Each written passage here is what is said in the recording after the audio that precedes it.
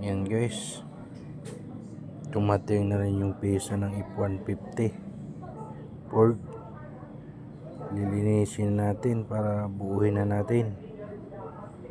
Yan yung mga parts nya.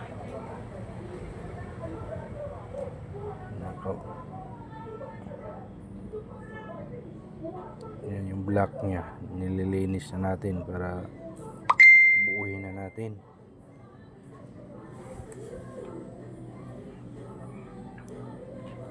Tagal din nakantay ng parts eh, ilang buwan din. Dumating na rin,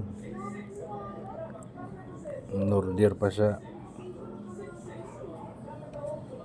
Germany.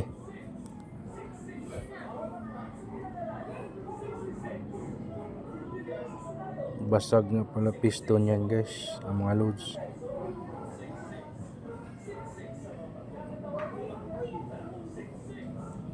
Linisin natin mabuti para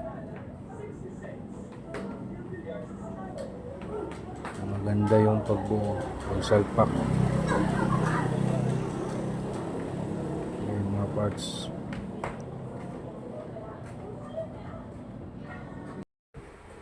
Yan mga loads. Yan yung basag na piston, papalitan natin lahat yan. Yan yung bago, kasama na yung piston pin yan sa piston, magpalit.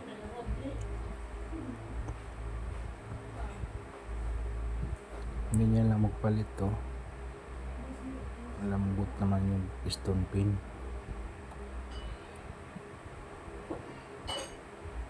Para mabuo na natin. Papalitan na natin yan. Bagong piston yan.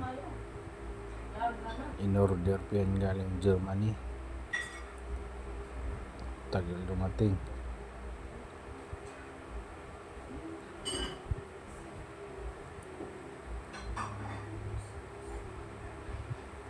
Yan.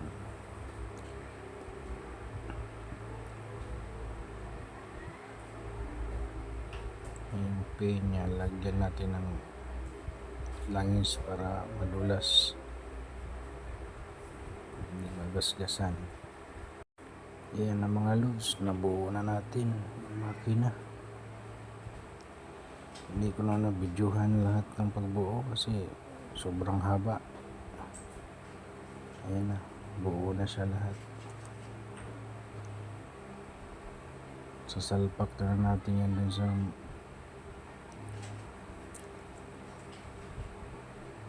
sasakyan para paandarin na natin.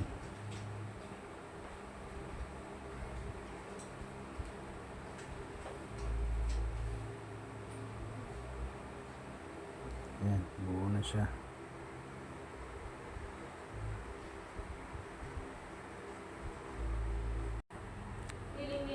Ayan nga mga loads, sinabit na natin yung makina sa gym block. Salpak na natin.